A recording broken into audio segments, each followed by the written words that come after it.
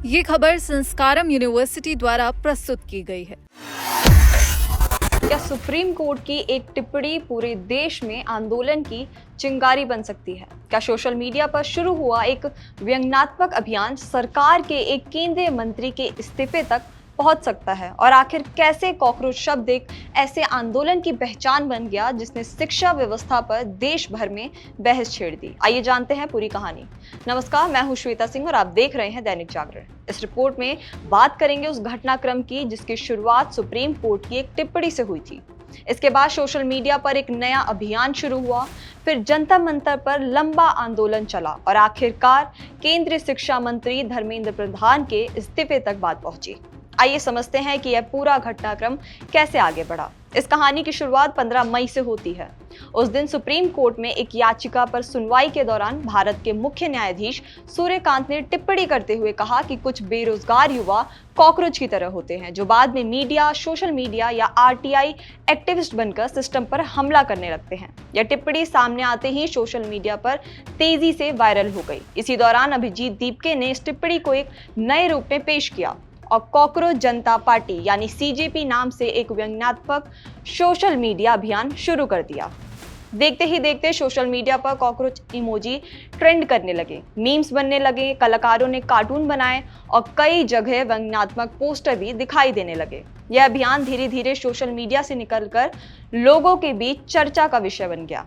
इसी दौरान अभिजीत दीपके ने सोशल मीडिया पर सवाल उठाया कि अगर कॉकरोच कहे जा रहे युवा एकजुट हो जाएं तो क्या होगा। इसके बाद बड़ी संख्या में लोग इस अभियान से जुड़ते चले गए और यह आंदोलन लगातार मजबूत होता गया। इसी बीच नीट पेपर लीक का मुद्दा सामने आया। सीजेपी ने इसे अपने आंदोलन का मुख्य मुद्दा बनाया और सड़क पर उतरने का ऐलान कर दिया। आंदोलन में कॉकरोच शब्द को ही पहचान और प्रतीक के रूप में इस्तेमाल किया गया।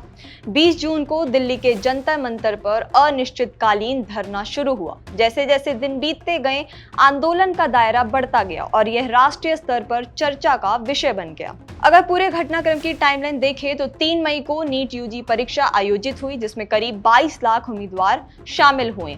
12 मई को पेपर लीक के आरोपों के बाद नीट यूजी परीक्षा रद्द कर दी गई। 15 मई को सुप्रीम कोर्ट की टिप्पणी सामने आई जिसने पूरे विवाद को नई दिशा दी। 16 मई को सोशल मीडिया पर सीजेपी अभियान शुरू हुआ।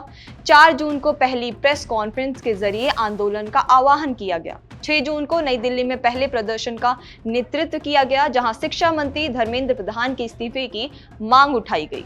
20 जून से जनता मंतर पर अनिश्चितकालीन धरना शुरू हुआ। 28 जून को सामाजिक कार्यकर्ता सोनम वांगचुक भी आंदोलन में शामिल हुए और उन्होंने भूख हड़ताल शुरू की। 18 जुलाई को उन्हें वहां से हटाया गया। 20 जुलाई को संसद मार्च निकाला गया और केंद्र सरकार के साथ पहली वार्ता शुरू हुई। 24 जुलाई को केंद्र के आश्वासन मिलने के बाद 26 दिन की भूख हड़ताल समाप्त हुई। इसी दिन केंद्र और सीजेपी के बीच दूसरे दौर की बातचीत भी हुई जिसमें प्रदर्शनकारियों ने एक बार फिर शिक्षा मंत्री के इस्तीफे की मांग दोहराई।